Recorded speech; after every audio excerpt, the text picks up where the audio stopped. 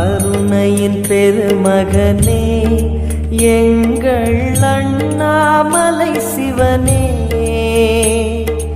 ஆடிய பாதத்தில் ஓரிடம் வேண்டும், ஆடிய பாதத்தில் ஓரிடம் வேண்டும். அருள்வாயீஸ்வரனே, அன்பே அருணாச்சல சிவனே.